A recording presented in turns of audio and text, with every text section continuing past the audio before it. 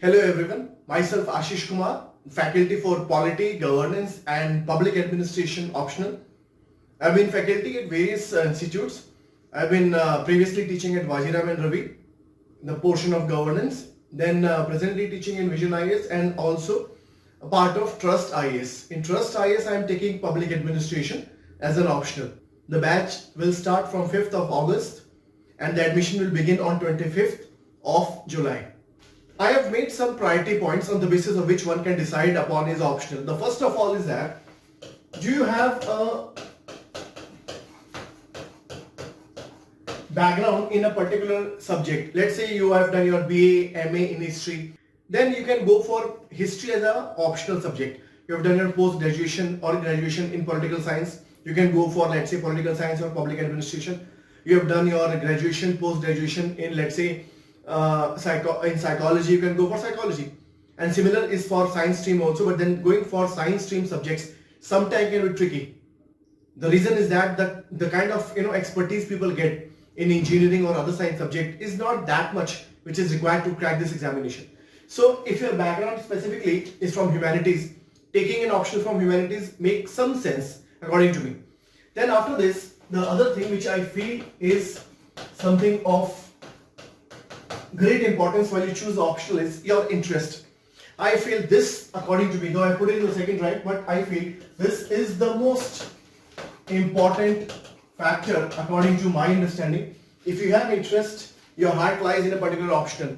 आपका मन है किसी particular option को choose करने का, जैसे कि example, आप engineer हो मगर आपको psychology पढ़ना अच्छा लगता है या polity या public administration या political science पढ़ना अच्छा लगता है, तो आप इसको ले सकते हैं. या सपोज आपका बैकग्राउंड कुछ भी है, आपको हिस्ट्री पढ़ना अच्छा लगता है, तो आप ये ले सकते हैं. मेरे ख्याल से interest should be the prime most factor when you choose an option. सवाल ये है कि मालूम कैसे पड़ेगा कि आपका इंटरेस्ट एक्चुअली उस लाइन में है कि नहीं है.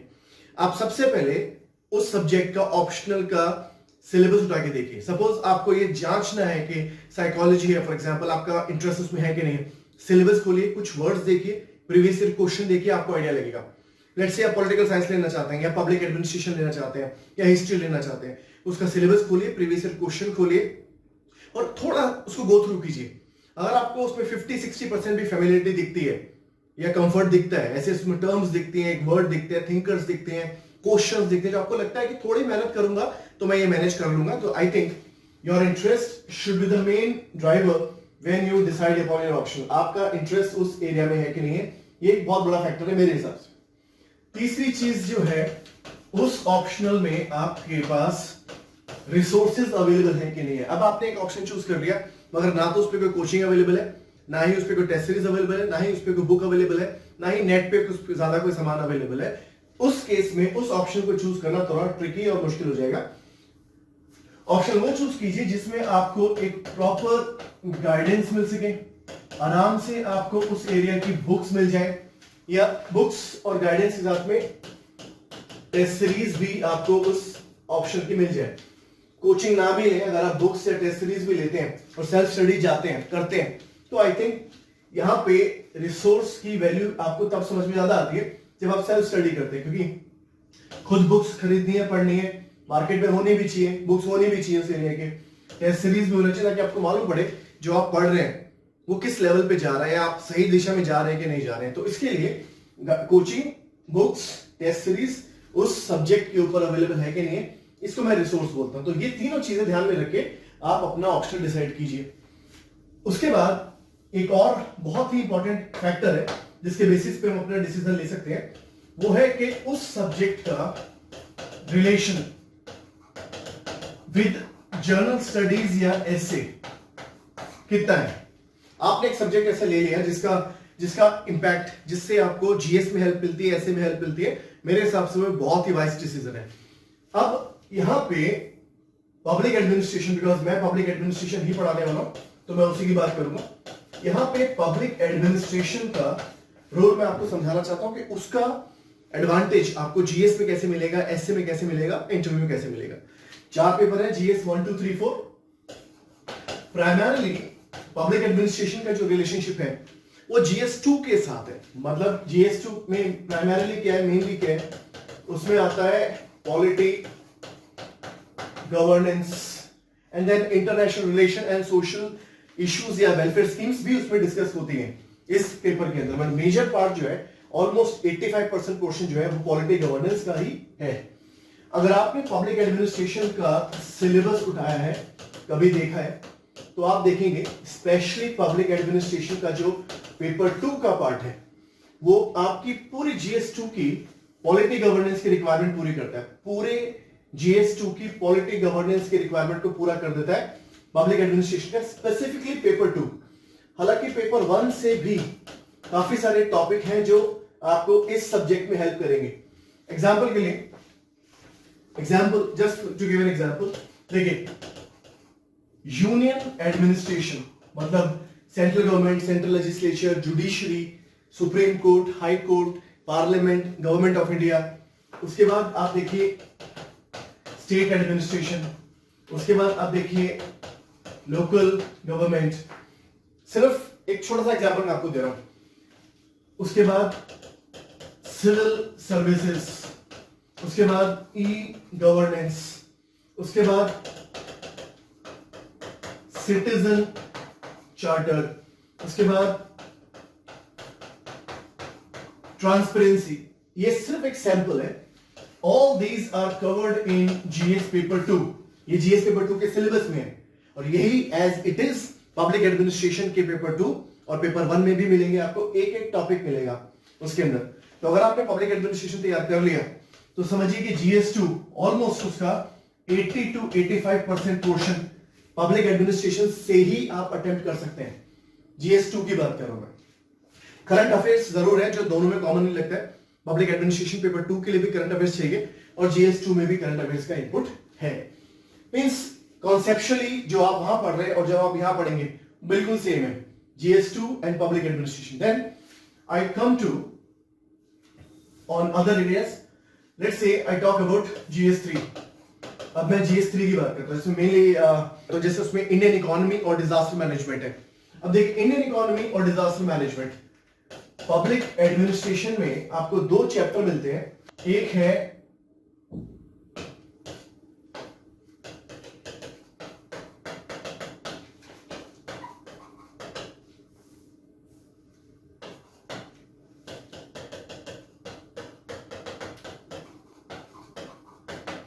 Financial administration and then financial management.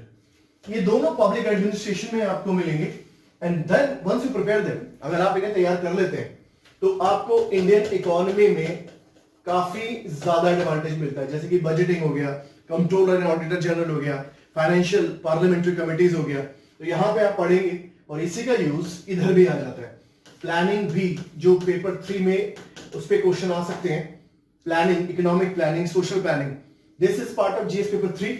This is covered specifically as a topic, as a chapter in paper 2 of public administration. Public administration के paper 2 में एक पूरा topic है इसके ऊपर, planning, then financial administration, financial management. अगर आपने ये तैयार किया तो GS3 की जो इंडियन इकोनॉमी में आपको काफी ज्यादा हेल्प मिल जाती है। इसके साथ साथ डिजास्टर मैनेजमेंट, अपने आप में एक टॉपिक है, GS3 में भी है जी और पब्लिक एडमिनिस्ट्रेशन में भी मिलेगा। तो वहां आप तैयार करते हैं, आपको यहां हेल्प मिलेगी। इसके बाद अगर आप देखें, एक छोटा सा एग्जांपल मैं आपको देता हूं एथिक्स के साथ। GS पेपर 4 जो मोस्टली हम उसको एथिक्स बोलते हैं, एथिक्स पेपर में भी पब्लिक एडमिनिस्ट्रेशन से आपको काफी हेल्प मिल जाती है। कैसे मिल जाती है? Just to give an idea, देखिए फॉर एग्जाम्पल एक टॉपिक हुआ करप्शन का, उसके बाद एक टॉपिक हुआ कोड ऑफ कंडक्ट, उसके बाद है कोड ऑफ एथिक्स, उसके बाद है वैल्यूज इन पब्लिक सर्विस, उसके बाद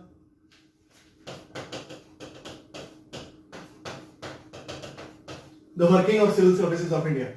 Now, if you go through the syllabus of public administration, तो आप देखेंगे ये सारे टॉपिक पब्लिक एडमिनिस्ट्रेशन में कवर होते हैं और यही टॉपिक आपको एथिक्स के पेपर में इमेंस हेल्प कर सकते हैं, डायरेक्टली भी और इनडायरेक्टली भी। मैं ये नहीं कहता कि पूरा एथिक्स का पेपर पब्लिक एडमिनिस्ट्रेशन में आ जाता है या पब्लिक तैयार करने से पूरा एथिक्स तैयार हो जाता है। I am not saying this, but I am saying that if your public administration is strong तो वहां पे काफी सारे जो टॉपिक्स हैं वो पैरेलल है. अब ethics in administration, public administration में एक पूरा टॉपिक दिया उन्होंने, एथिक्स इन एडमिनिस्ट्रेशन. और आप वो पढ़ते हैं तो इससे भी आपको GS4 के अंदर हेल्प मिलती है. Code of conduct, code of ethics, civil services, all these are taught in public administration and these things will eventually help you out in GS paper 4. GS1 की भी अगर मैं बात करूं, GS1 के साथ इसका रिलेशनशिप है मगर उतना नहीं है जितना GS2, 3 या 4 के साथ. GS1 के साथ भी अगर आप देखते हैं कि GS1 में उन्होंने एक टॉपिक मेंशन किया, effects of globalisation in Indian on Indian society, effects of globalisation on Indian society. उसके बाद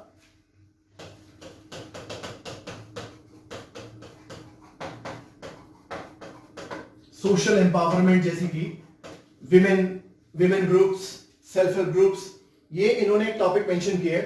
social empowerment, effect of globalisation GS1 में मेंशन है. उसके बाद वैल्यूज जो है जो कि हम पढ़ते हैं कॉन्स्टिट्यूशन में, जैसे कि communalism, then you have got secularism. और आप देखते हैं these are the topics of GS paper 1. These are the topics of GS paper 1 and they are all discussed in public administration also. ये GS पेपर 1 के topics हैं और ये public administration में भी डिस्कस होते हैं. तो अगर आपने यहां पढ़ा है इसका यूज आप इधर कर सकते हैं और आपने यहां पढ़ा है तो इसका यूज आप पब्लिक एडमिनिस्ट्रेशन में कर सकते हैं. Let me just tell you because the time is also limited. Video की एक पर्टिकुलर लेंथ है जिसको हम क्रॉस नहीं करना चाहते. I just gave you a very small sample that how public administration can help you in GS or how preparation in GS will strengthen your understanding about public administration. तो इसकी जो overlap है हर option की कहीं ना कहीं कोई overlapping होती है GS के साथ, मगर जो लेवल ऑफ ओवरलैपिंग पबैट देता है आपको GS के पेपर के साथ, एसए के साथ, वो मेरी अंडरस्टैंडिंग के हिसाब से काफी ज्यादा है. But then this should not be the reason you should go for selecting public administration और एनी ऑप्शनल कि भाई यहां पढ़ लेंगे GS पढ़ने की जरूरत है, ऐसा नहीं है. The first thing I told you, the first thing is that you should go for your background. If your background is matching with the option, that can be the reason you take the option. The biggest factor is interest. आपका किसी option में कितना interest है, आपको कितना पसंद है. अब जबरदस्ती आपने रॉकेट साइंस ले लिया मगर आपको इंटरेस्ट साइंस में है नहीं तो कोई फायदा नहीं है. Are you getting me? Interest should be in that particular option. Then choose it, and then resources are available or not, and then finally how much help the option will give you in GS. These are some factors. और आप देखते हैं public administration अपने आप में एक बात बताने वाली ये भी है, मैं बता दूं आपको बिकॉज काफी लोगों को बात नहीं पता होगी. 2015 के बाद से लबास्टा में अगर आप IAS हैं, IAS ट्रेनी हैं, तो अपनी ट्रेनिंग खत्म करने के बाद वो आपको 2 साल की डिग्री देते हैं MA इन पब्लिक मैनेजमेंट, क्योंकि ओवरलैपिंग है पब्लिक एडमिनिस्ट्रेशन और पब्लिक मैनेजमेंट जो वहां पे आपको ट्रेनिंग में सिखाएंगे. JNU से आपको डिग्री मिलती है, पूरे 2 साल का MA मानते हैं वो आपको. once you have gone through the training for IAS at Labasta, they consider you as Master of Arts Public Management और वो डिग्री भी आपको मिलती है. उसके बाद once you are into the service, then you are nothing but public administrator. So somehow this training will help you out after you join the service also. And then we'll try to come up with more videos. We'll try to come up with some more videos where I tell you the very typical nature of this optional public administration. कुछ video में और बनाऊंगा जहां पे आपको बताया जाएगा कि पब्लिक एडमिनिस्ट्रेशन जो ऑप्शनल है उसकी टिपिकलिटीज क्या है, क्या रिक्वायरमेंट है, कैसे तैयारी करनी है, क्या नहीं करना है. So we'll try to keep sharing more information with you in the coming videos. I hope somewhere this video will help you out in deciding either optional. And I'm not saying that go for PubAd only, you can go for any option. That is, I told you the biggest factor should be your interest. Wherever your heart is, go with that optional. क्योंकि अगर आपको interest आएगा तो मेहनत करके आप अच्छा perform कर पाएंगे. इंटरेस्ट नहीं आ रहा है तो फिर मेहनत करने का मन भी नहीं करेगा. Go with your interest, I think. Thank you very much. Good luck to all of you.